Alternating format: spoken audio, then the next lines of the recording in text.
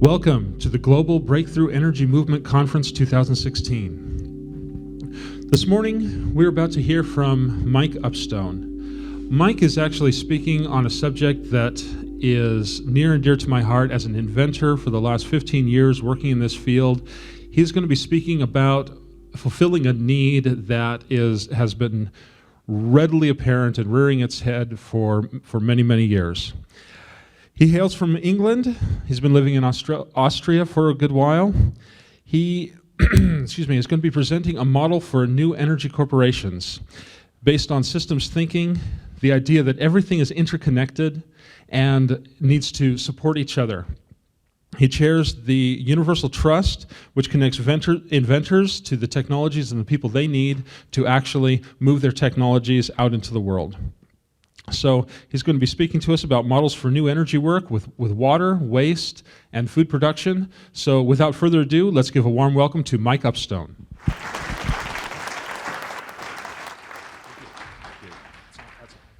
Thank you, everyone.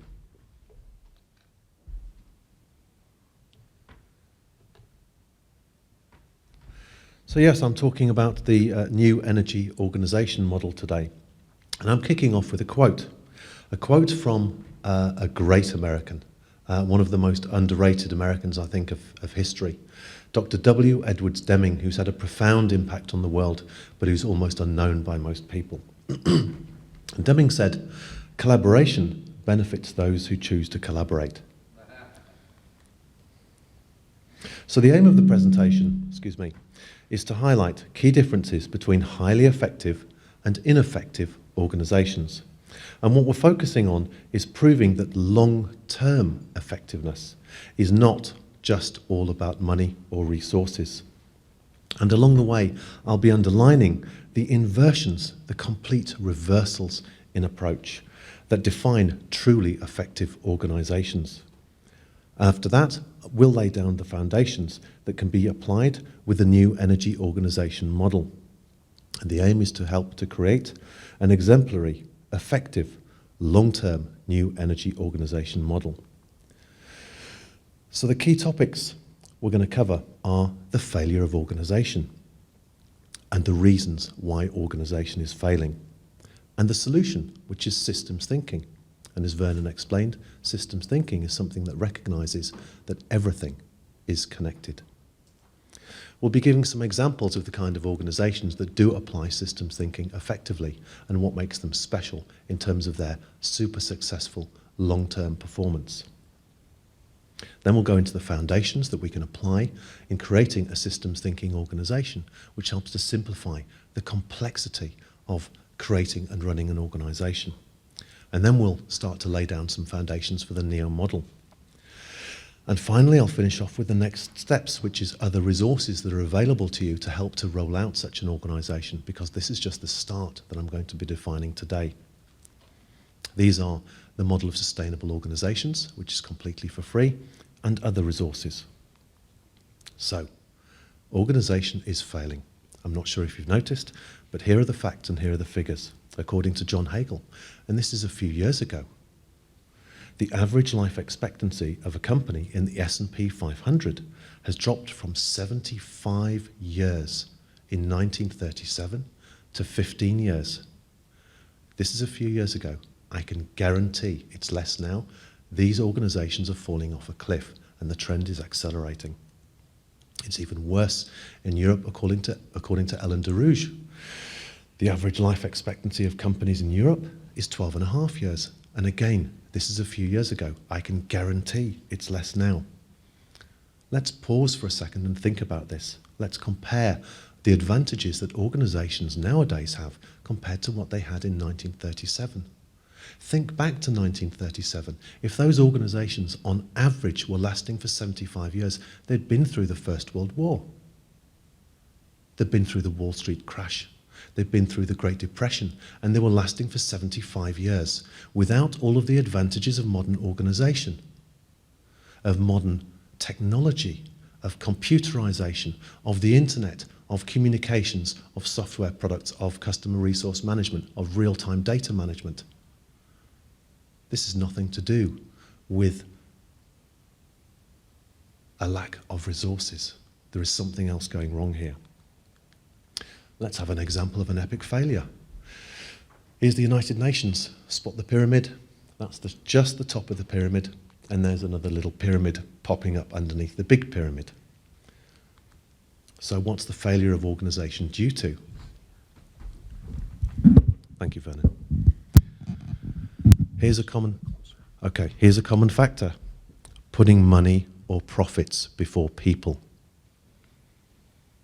There have been a number of very interesting studies recently that have shown that the organisations that put people before money actually end up being more profitable. But organisations are obsessed about the short term, they're obsessed about money. And in the process of doing that, they damage their customers. And anyone who knows about this knows that customers are expensive to get in the first place. They need an investment of time. And when you lose them, it's a lot harder to get them back again. And that's a lot more expensive. So there's an institutional waste of a process that's going on here.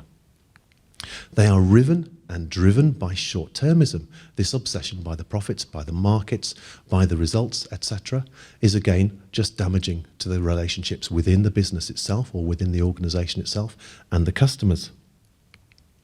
There is a rear-view mirror approach to organisational management. If you're running the business on the figures, then it's exactly like driving a car based on what you see in the rear-view mirror. What we need is an organisational map that actually gives us a radar where we can use hypothesis, where we can use forecasting, and we can predict what's going to happen. And we measure and test our hypotheses against what actually happens in real life. And if it doesn't happen that way, we start to take in data and we feed back and we run the business as a living system, as an organism. Hierarchy and command and control. It's a classic, isn't it? What happens when you get a pyramidal organisation is that the power all goes to the top. And that attracts people who are very, very interested in power and control. And that's why we end up with psychopaths running corporations and governments. And what happens in an organisation like that is that the people underneath are disempowered. And those people want to grab their own bit of power. And what we end up with is a pyramid of pyramids, with everyone trying to run their own little empire within. And we end up with stacks and stacks of hierarchy within these organisations. 12 layers of management, I believe, in the British Civil Service with 448,000 employees. But in Toyota, which does use systems thinking, with over 300,000 employees worldwide, they have only 4 levels of management. Spot the organisation that's actually capable of performing there long term. Hierarchy and command and control leads to one department passing on costs to another department because they're concerned about their pyramid and their place in the pyramid and their influence and their power and their control. And that means the cost gets transferred over here, the people over here are ticked off, and we end up with division, people not talking with each other, transferred costs within an organisation.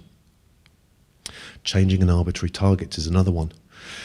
Oh dear, governments. Look at governments, they're a good example, but it happens in major corporations as well. This month it's the balance of payments. Next month it is jobs. Next month it is something to do with tax or social security. It goes on and on. The list becomes a series of replaceable and disposable short-term exhortations about one thing or the other. Sales, the customer, cutting costs, and it runs in a cycle.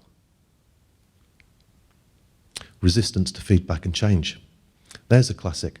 So the people within the organisation who are saying, hey, there's a problem here, and never even get to the bit about, I've got a solution to it, because they're automatically labelled as a troublemaker in a political organisation, and politics is what emerges from the structure of these organisations. And it's the same for the customers. How many of you have tried to contact, say, a mobile telecommunications provider with a complaint or another problem and sat on the phone endlessly listening to some dirge music, driving you out of your mind while you're getting repetitive messages saying how important you are to them? How important you are to them is how quickly they answer the phone and actually want to deal with your issue and deal with it properly, whether your product is under warranty or not.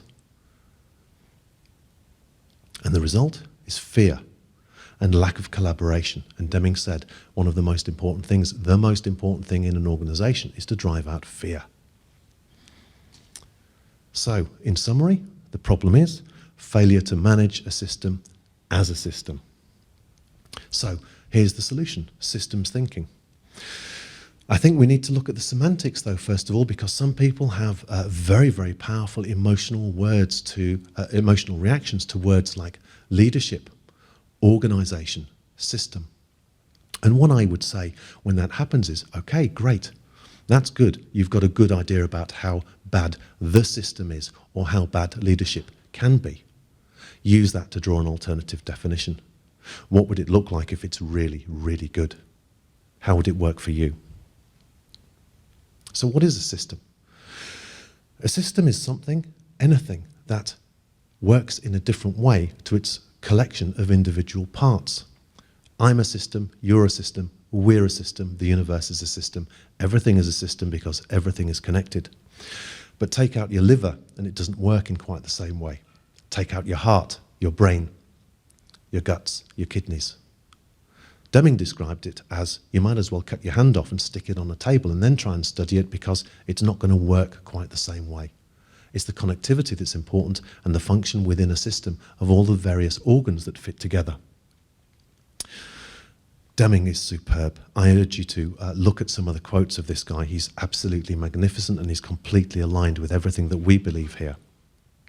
He said, if you don't know the capabilities of a system, there is no point setting a target. The system will deliver what the system will deliver. And he went on to say, and if you do know the capabilities of a system, there is still no point in setting targets because the system will still deliver what the system will deliver.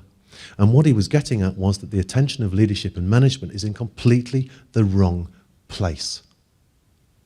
They should be placing their attention on treating the system as a system and improving the overall system. Because if you improve a system, you improve quality, you eliminate waste, you don't just please but delight the customer, and the whole thing becomes easier to run. So, organizational models and principles have a huge impact on long-term performance. Treat them as tools, though. Everything I'm going to say today, treat it critically, analyze it. A lot of you have got bottles in front of you and cups and cans of drinks and coffee and stuff like that. They're tools. They're simple. They work extremely well. Bring consciousness to it, though. It doesn't quite work the same way if you tip it upside down or you try and hammer a nail in with it or screw a screw in with it. Everything has its own features and limitations and uses. So let's bring some awareness to our organization as well. Here are some good examples. In fact, I would say some great examples. Not just Toyota, but the whole of Japanese manufacturing was founded on what Deming taught them. Deming was the son of a farmer, and he was a great statistician. And he started to philosophize and theorize about quality and about quality management. And he ended up greatly assisting the productivity and quality of wartime industries. But the seminal moment came in about 1949 or 1950, where he was parked in front of the top 200 leaders of Japanese manufacturing. And what he had to say absolutely spellbound them. So much so that they wholesale took on his philosophy. And if you now go to the Toyota head office or factory, you'll see two pictures on the wall. One is the founder, Soichiro Toyoda. But the bigger picture is of Dr. W. Edwards Deming. And he's revered in Japan because it's his principles that took Japanese post-war manufacturing to being world leader, world dominant. And in the case of Toyota, leading to 56 stock turns in a year, and that company becoming the world leader, not just for a few years, but for decades.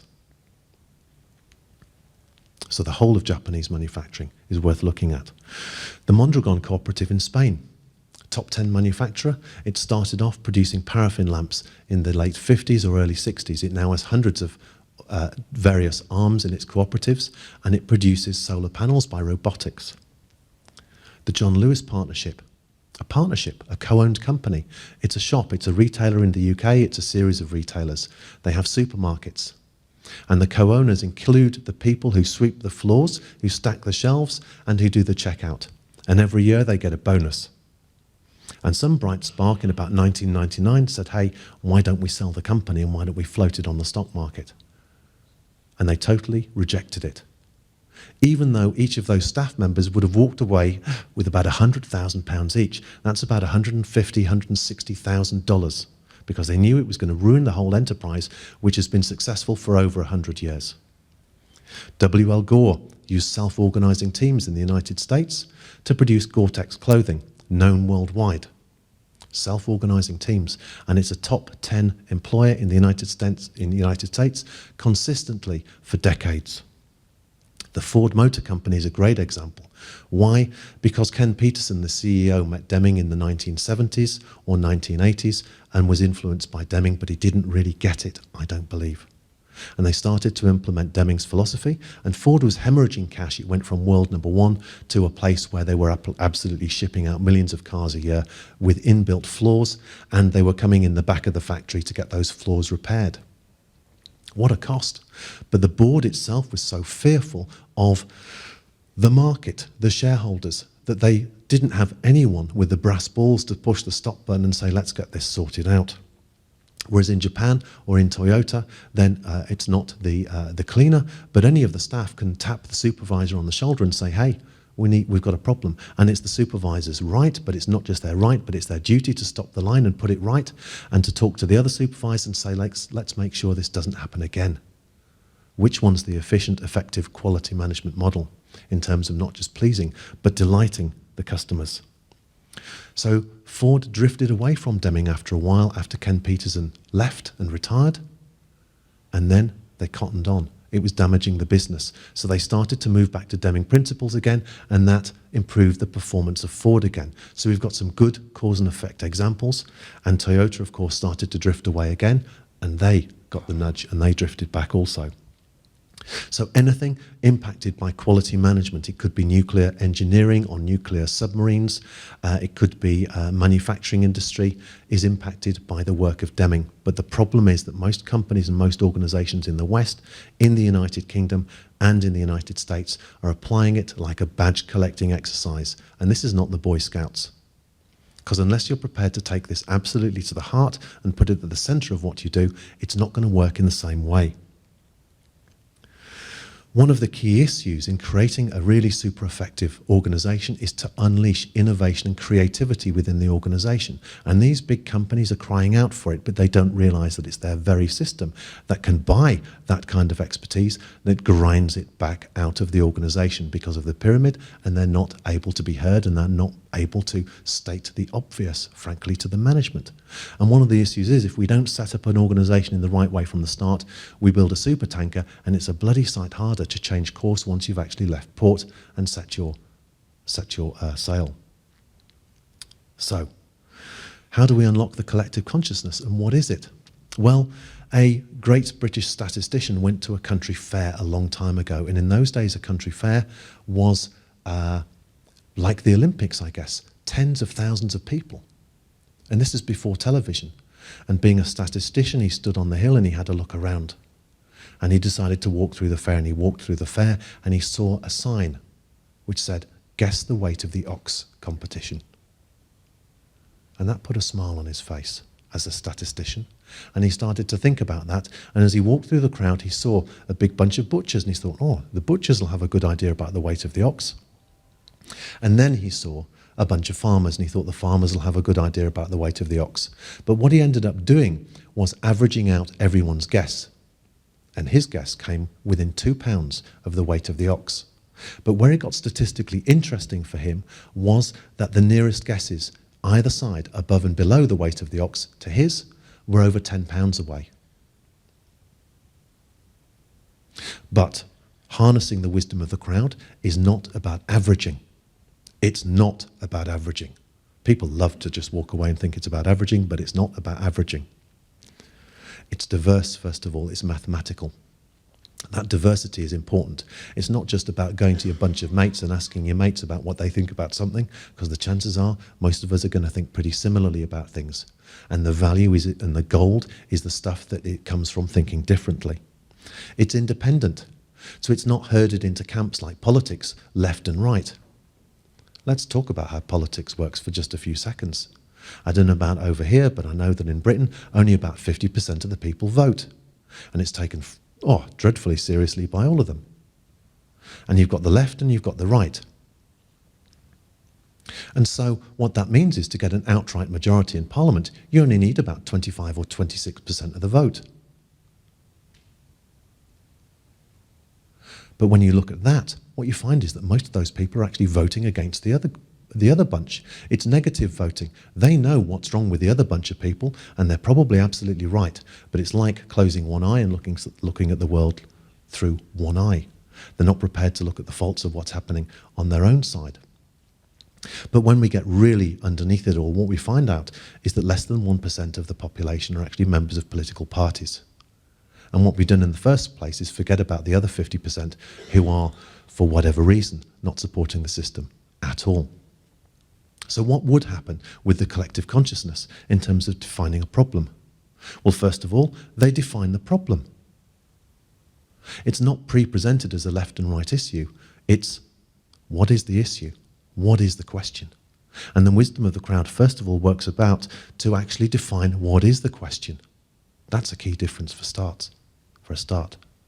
The second thing they do is then they start to aggregate evidence, and then they start to put hypotheses forward, and you can listen to experts, and you can listen to the people who are locally influenced or involved in a situation as well.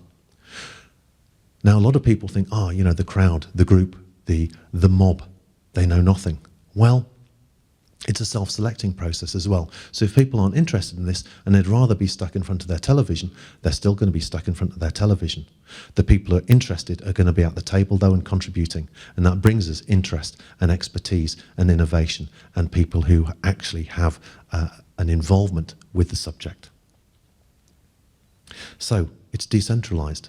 It uses experts and it uses local knowledge, but it's kept in context, and it's within the bigger context of a community, effectively. And it's structured, finally. And that structuring process is something that we can use as we go forward. What is the problem? Let's work out what the question is, first of all. And the fact is that a large group of people consistently make better decisions than one person or a small group. And that's statistics, and that's proven. So the whole point of leveraging the collective consciousness is to avoid mediocrity by averaging the errors out. So how do we create a systems thinking organisation? Well, the way I describe it is this. Our ancestors have been successfully sailing oceans, trading for thousands, if not tens of thousands of years. How did they do that? Well, first of all, they decided they want to go somewhere and decide that they're going to go to that place together. And the analogy in an organisational sense is intention. What's our intention? And in an organisational sense, what we're talking about is values. What are our values that are going to drive us, that are going to be a constant for this organisation? Because there's no point keep changing our mind mid-course about where we're going. We need to actually be quite focused on where we're going. The next thing is they had a flowing process to take in feedback along the way, because despite the very primitive equipment that they had to account for the action of the wind and the waves. So a feedback-driven process is now essential towards getting us towards our intention. And the next thing we need is a suitable structure, because if we don't have the right structure, we've also got a problem. So how does the problem look?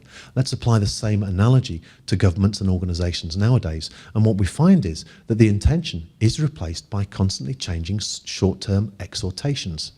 And we can see bullshit when we hear it. Jobs, costs, efficiency, whatever it is. And the structure is inappropriate. It creates hierarchy, it creates command and control, it creates division. It prevents communication and it stops the feedback.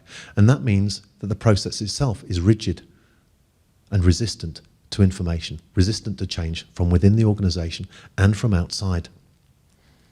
And that's the result. If you apply that to your ship analogy, we're going to be crashing into the harbour wall before we even leave port.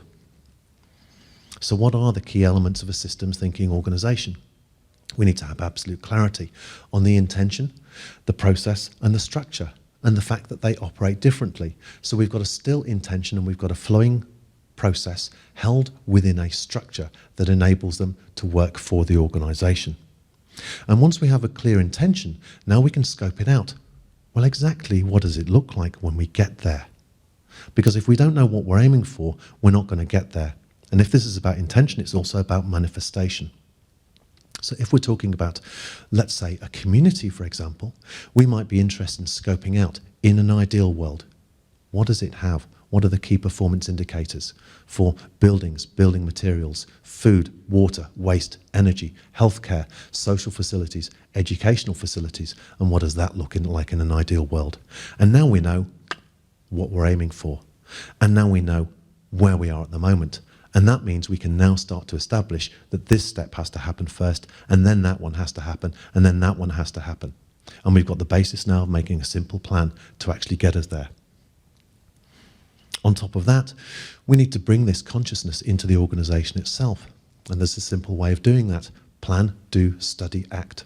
So don't just plan, don't just do it, but actively take in feedback from the people within the organisation. How can we do that better?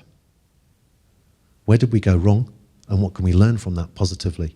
Okay, well, we can try that next time. Okay, we will do. So we better plan, do, and study that as well. And we can take in the feedback from the people in the organisation, from the customers and the people who deal with the organisation, like the suppliers. And now I think we've got a bit of clarity over what the key issues are of organisation and where a lot of the problems come from. And this also explains the phrase by Lao Tzu, who thousands of years ago said, "Be still as a mountain and flow like a great river." We've got an inversion going on, a complete reversal going on between the points that should be still in an organisation and the points that should be flowing. So, a suggested intention for the new energy organisation is to empower as many people as possible, as quickly as possible, by connecting them to proven, safe, breakthrough energy technology. And at the same time, we've got to balance out another force, a fair return on energy, another universal principle. So providing suitable protection and return on energy for the inventors and for the technology developers. And if we can do that and we can balance those forces off, we can be the paradigm change, not just for new energy, but for the people and for the planet. So structure is everything, said Schwartz in 2005. And our structure is very important according to what we want to do with it. Because a rubber duck doesn't do camper holidays too well. So what kind of organisation are we going to make? A rubber duck? When we talk about structures, there are two elements of structure that we need to consider. The first one is legal structures or legal corpuses. And they're typically used to contain and control issues like separation and protection of assets, safe operations, limiting the liability of the shareholders. But there's another element we need to account for as well, which is the human structures. How do we introduce mutuality, co-ownership, involvement, and the collective consciousness to unleash creativity and innovation within an organisation? So let's look at a few legal structures briefly. Trusts. The favourite vehicle of the rich and famous for hiding their assets and for protecting them, usually using an offshore jurisdiction. Why? Well, 96% or so of cases that are brought against trusts or entities involving trusts stop as soon as the lawyers realise that they've got to go offshore and play in someone else's playing field. They don't like that. The rules of the game have just changed. If we look at somewhere like Nevis, for example, the extent to which equity law or trusts have been statutised has been done to protect them. And what that means is, before you bring a case, you've got to stick $100,000 into the court. Worse than that, there's a statute of limitations. I think it's 3 years. And then more so, and probably more important of all, you've got to prove your case beyond reasonable doubt. And there's a strict interpretation of beyond reasonable doubt. And that creates problems for lawyers trying to attack trusts.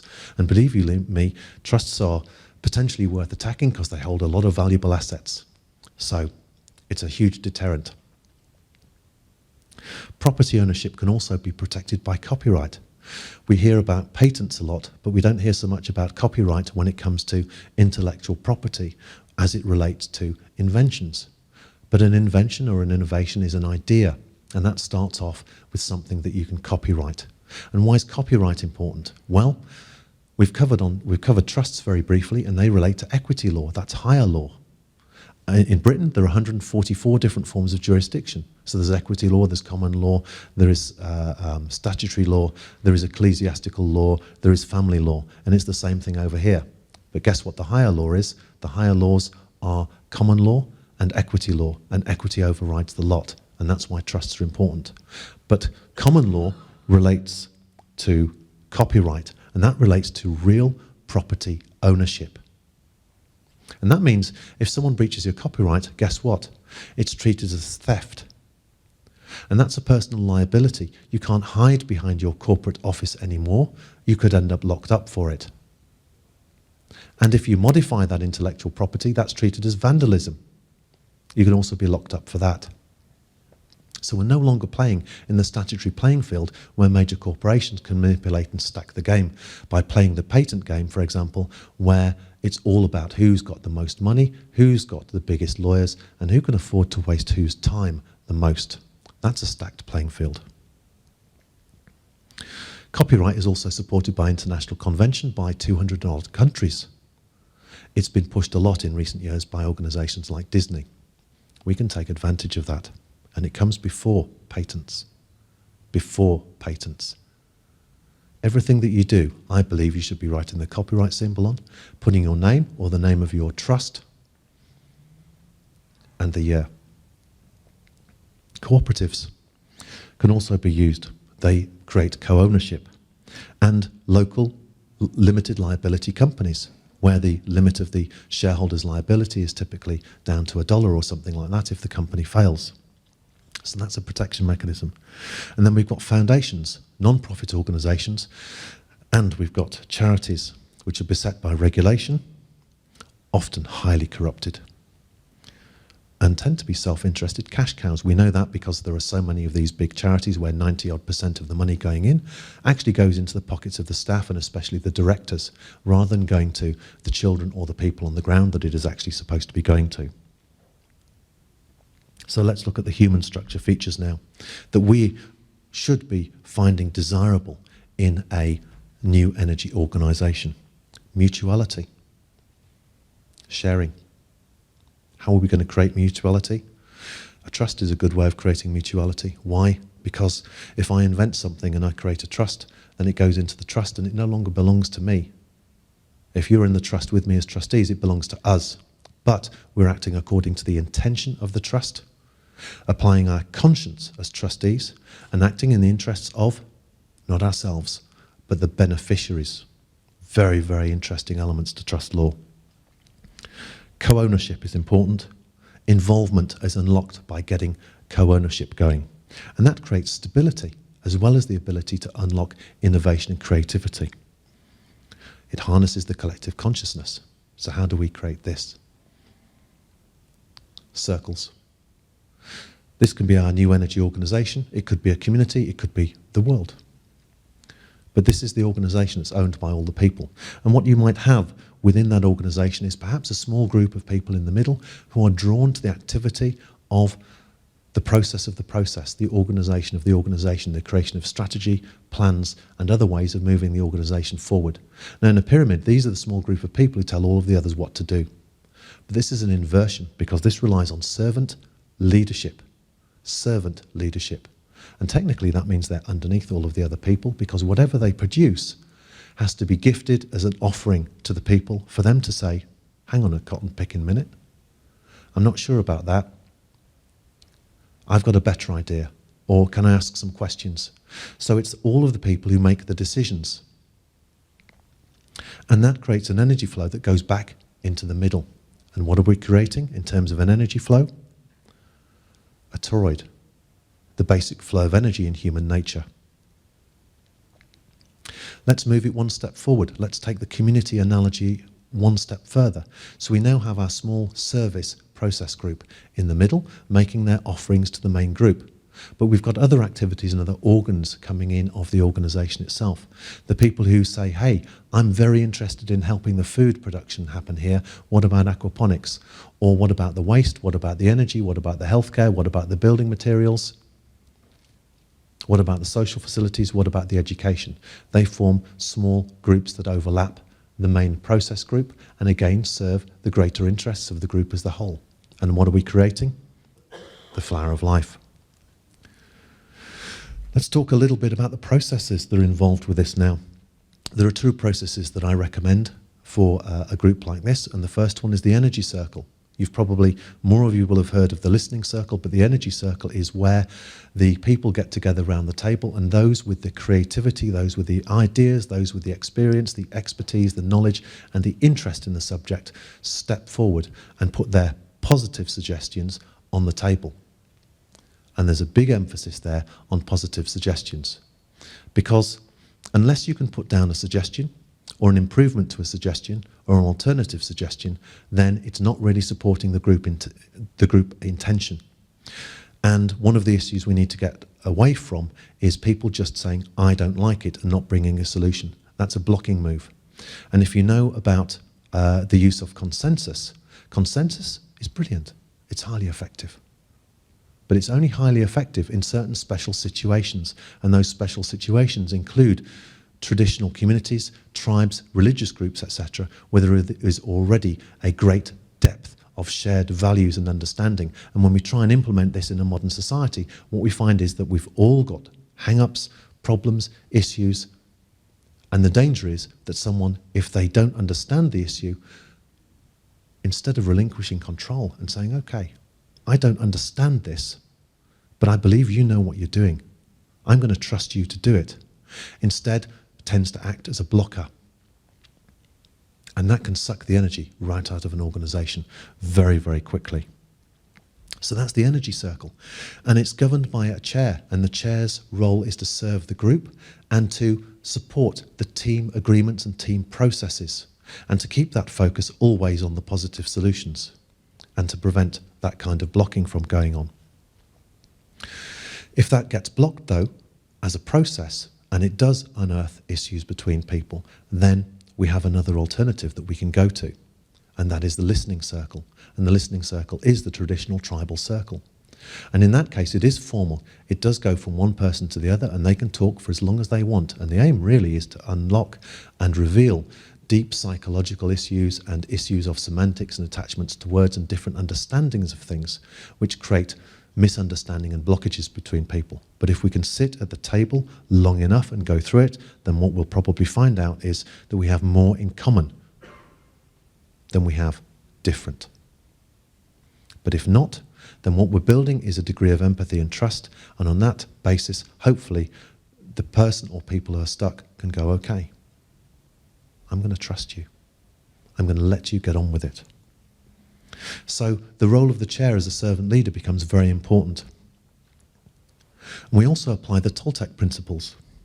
Be impeccable with your word. Don't take anything personally. Don't make assumptions. Always do your best, and by all means, be skeptical, but learn to listen. We've added some more to these, which are take responsibility. Take responsibility for yourself, for your actions, for your emotions, and for dealing with the team issues, because the process only works if it and the team intention and the team agreements are honoured and supported. So this is about team decisions, majority decisions. It's not about consensus. But that doesn't mean we have to just go along one route, because if we share our intention, we can try, and we've got the resources, we can try, for example, in a community, building a dome if someone's very attached to building a dome, and building a straw house at the same time. And then we can take in feedback and see what works the best. Maybe both will work well. We also have methodologies for dealing with conflict. And the first one is, I need to look inside myself and find out if I'm causing this. And if not, I need to take it to someone else in writing or verbally and try and seek agreement.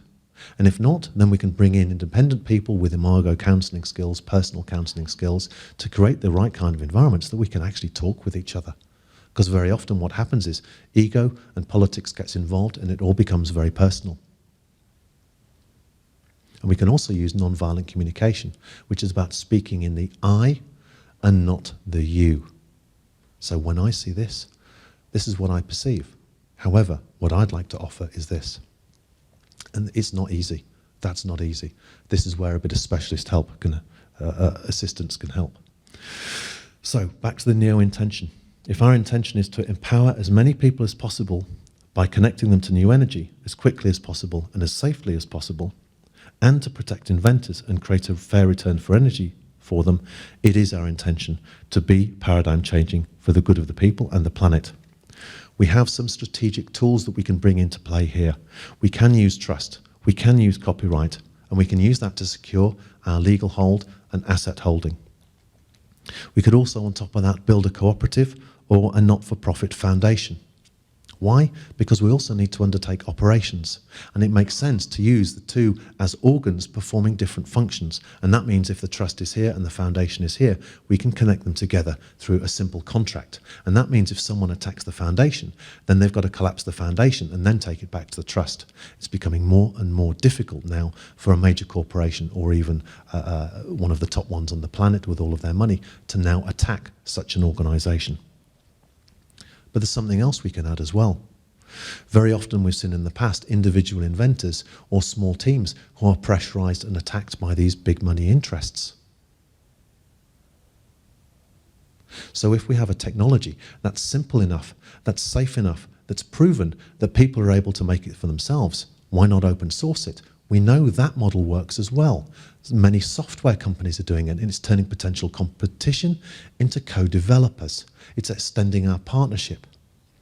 And if we do this with organizations like communities, for example, or small companies, then they're doing the manufacturing, they're doing the demonstration, they're doing the selling. And we can connect this with also a commercial license, so that we can set the terms of that up front, and we can say, hey, if you're alone in your house and you want to build this technology, build it. Please consider making a donation. And we know that a donation works as well. Honesty boxes work. And we know that crowdfunding works as well, which is kind of like an extension of that principle. So through open sourcing, we can introduce protection, because now what's the point of a major organization trying to pressurize someone or to kill them? They don't own the property. It's now out in the world. And if someone has to make a decision to go and attack someone, guess what? They're now raising their own personal liability when there is nothing for them to gain, because the cat's already out of the bag. But I do believe we need to add on this element of the commercial license to set out our terms, to set out the quality benchmarks, to look after the customer and to look after the inventor. And we can set different terms, different parameters for small and medium enterprises or for major corporations. We can say, hey, if you're a community or if you're a small and medium enterprise turning over, say, less than $1 million a year, give us 15%. If you're General Electric, it's 33%. And you can set whatever terms you like. This is an offer, this is a contract, and it's open to acceptance. So set your terms, and you're also setting out, potentially, your ability then to assert those claims afterwards. Because if we are sitting now on hundreds or thousands of multiple income streams coming in, we don't need to get into empire building, we don't need to get into major finance building, we don't need to get into major organization building and all of the politics and the other stuff that's involved with that. We're creating international collaboration through a networked model. So we've got potential for income streams. Don't worry about that. The donations, the commercial licensing, and this creates a model that can be international, diverse, and resilient. Structure is everything. So here is the model that we're suggesting as an opening point for NEO. What we have is a technology group. We need to be able to assess the technologies to make sure they're safe, they're reliable, are they simple or are they complex? Because if it's complex or potentially unsafe, we need to work with other people. We can't afford to work with mechanics or electricians potentially. We might need to be working with major corporations or mechanical engineers or electrical engineers instead. We've got a different level of sophistication regarding the problem. So assessment of the technology itself becomes important, because what we want to deal with has got to be simple, safe and proven, ideally as a first point. That's not the end of it though. We also need to assess who we're dealing with. What about the people in the organisation itself? There are some people who don't want to build organisations. They want to stay in the lab or continue doing their research. They'll need an organisation building for them. There are other people, though, it's their baby, but they don't necessarily know about organisation or people or structure. And they've got to recruit a team, and they need a plan, and they need a model. So they need to be made aware of this stuff as well. Then perhaps we're going to have a separate organ or separate team dealing with the issues of the licensing itself and collection of the revenues, and what are the terms, and are they fair, and is it working, and does it need to be adjusted? What about the finance? We need other people to count the pennies and count the pounds and make sure people are paid and all the rest of it. Another separate function. Administration. How many of us enjoy doing our administration? Okay, so we need separate people to do the admin as well. Support. What about supporting the customer, supporting the people that we're dealing with, supporting the people who are maybe stuck in a little town in Africa trying to make this equipment, and they struggle with a problem or they have a technical issue? We need to be able to support them in order to support the quality of the product and support the customer.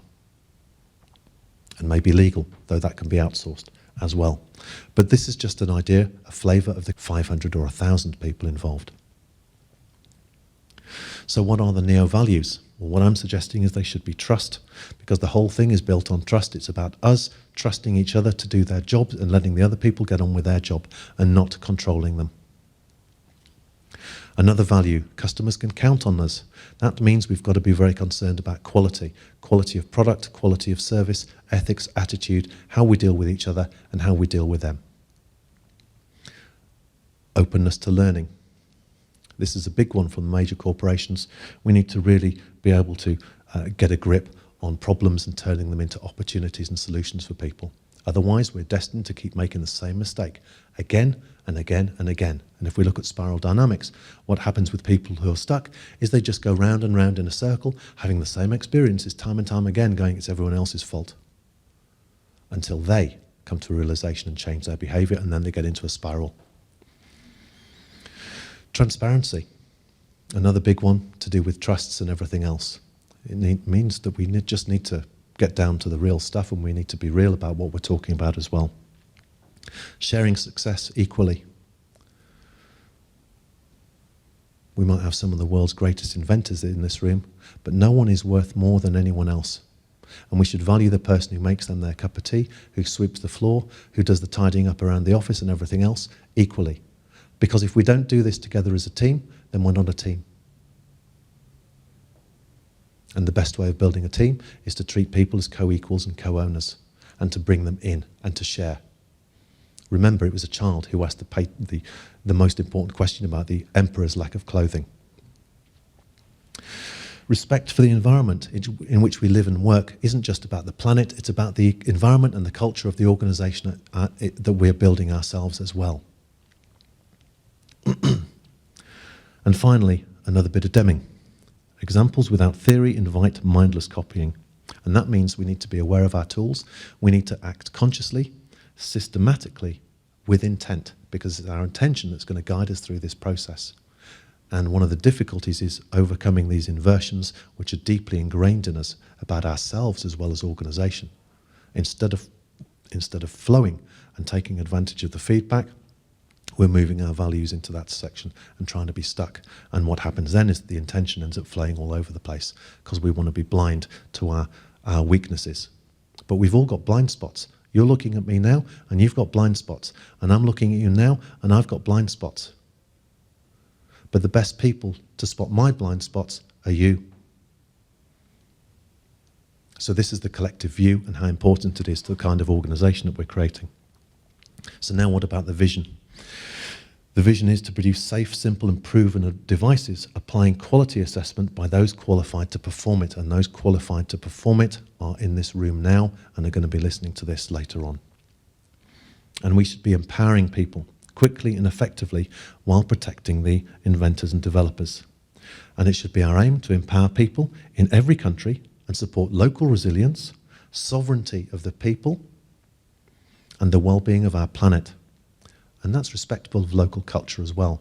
Who the hell am I to tell anyone else how to operate or what their values are? That's their own journey.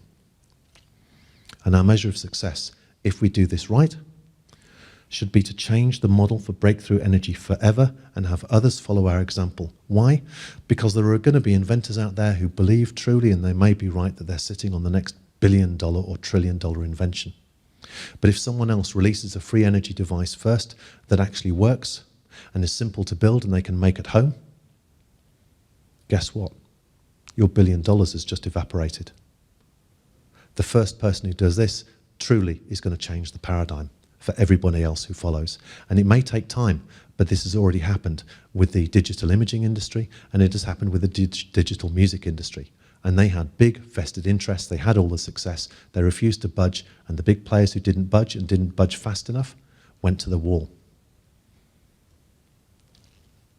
Darwin, he didn't say survival of the fittest, or he did, but not very often, because what he was really talking about, if you read that book, is survival of the most flexible. So who's going to be flexible? So if we get our strategy right, we're going to create a ground-up, self-propelling fractal that creates multiple income streams. Why? Because we're making connectivity and we're supporting other people, and that support is mutual. And we can grow things very, very quickly, very effectively. So the strategy that I'm advocating is that we use open source and commercial licensing, that we move quickly using proven, safe technology, and we use that as a methodology to co-create, to collaborate, and to empower others. If we do that, we're creating a fractal. There's a lot of nature in here, isn't there? Don't forget, the organization that we're making combines balance and innovation. What does most organizations do? And what does nature do? We're creating an organization that works as an organism, that works with nature and human nature. We're also diversifying production by connecting with people who ever want to connect with us. What's that? The law of attraction. And we should also be benchmarking the quality of the product and the service within our contract, maybe, setting down those terms. This is what's important. Because there's still people out there who want to be short-termist, because they're still watching Alan Sugar or Donald Trump or whatever completely cockeyed business leader is out there who's doing all the wrong things and getting away with it. For a little while. For a little while. We can use partners in this way to not just build, and these could be conscious eco-spiritual communities, but to demonstrate, market and sell the products for us as well. We don't need to build the empire. We don't need to recreate the pyramid. And we can use closed licenses for deals which are involving technology which is potentially risky, where quality is more important, where it is far more complicated, where we just can't openly engage with people and make sure that everyone's going to be safe and everyone's going to get a good product. So the plan to get this moving could be quite simple. We crowdfund and we set up a Belize Trust. Why? Because they have some of the strongest trust law in the world. And we set up a Cook Islands Trust, and the Cook Islands Trust provides a trust protector for the Belize Trust. And now we're in 2 jurisdictions already. The lawyers are going to hate this. And when the lawyers hate something, I begin to really quite relish it and enjoy it, don't you? We can also set up an international foundation for handling the commercial licensing. So that works with the contract between the trust and the foundation itself. So the foundation is now just handling the licensing. If the foundation's attacked, it folds, the contract expires, and it goes back to the trust. Easy. So we need to draft that open source commercial licensing and set down the terms for various situations. What's our intention? What do we want to achieve? And we need to establish a team of people who can work together as a team according to team agreements, and that means no one of you is any longer in control, and surrender to the team decision about what is best for the overall organisation. And we can copyright the IP via a comprehensive copyright process. But I'd also be suggesting that we add in another team to look at the people and the organisation. Can we work with them?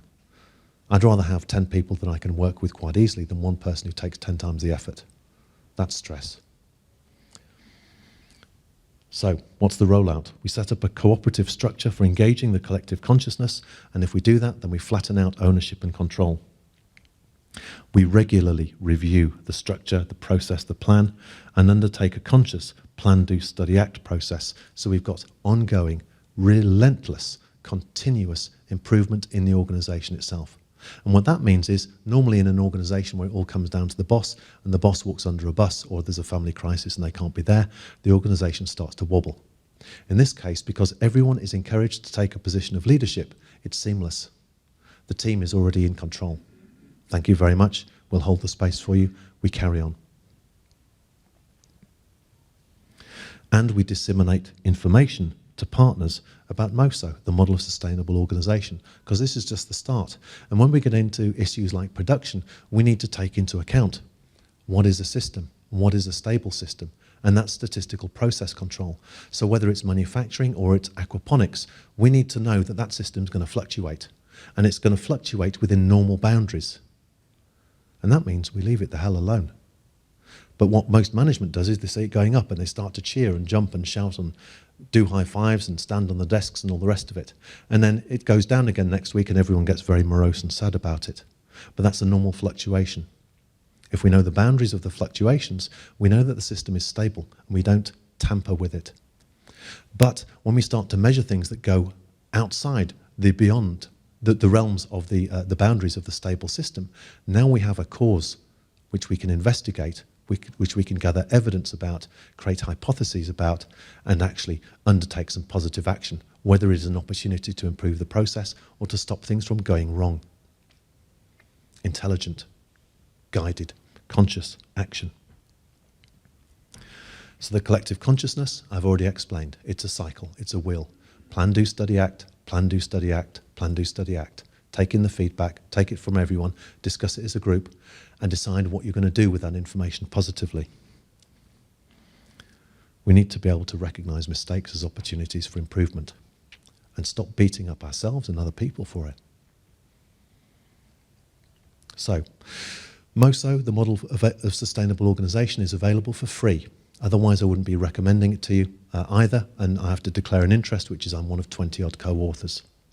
So it's available from a website, and it's 20-odd parts, and it goes into various other elements here, but it makes this overall systemic approach, taking informally the feedback of the process or the system itself, the customer, and of the people within the organisation, for example. And this builds continuous improvement and continuous design and redesign of the system. So these are the free resources. The website is the CQI.org, which is the Chartered Quality Institute.org, which is in London /MOSO. There's also an introductory video on YouTube. If you just Google MOSO introductory video, Model of Sustainable Organisation, you should find that. And MOSO is also available freely as a digest, as a brief version, and also as a book or as 20-odd articles. But there's a lot of repetition in there. That's because it's just been an effort of 20-odd people putting together the information. And I'd also suggest that you Google Deming. He was a fantastic guy. He's so under-recognised. He's going to be such an absolute gift for all of you moving forward if you apply just a fraction of the tools here. But remember, they're tools.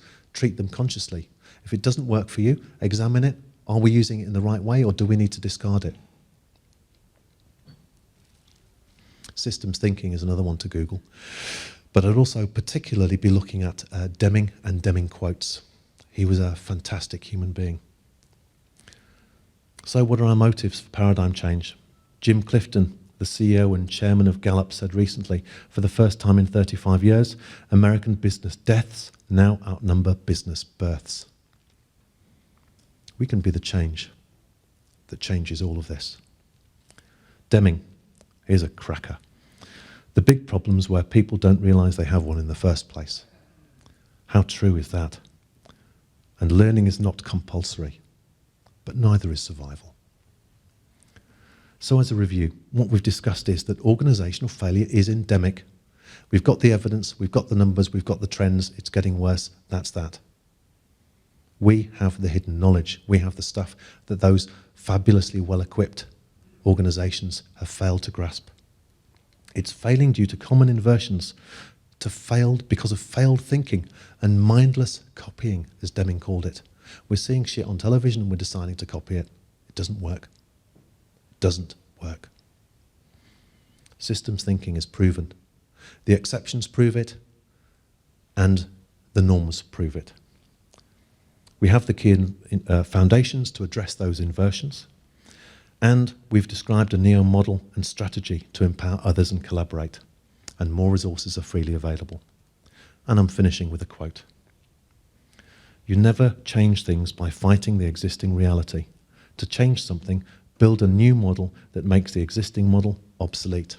Another one of my favourites, Buckminster Fuller. Thank you very much.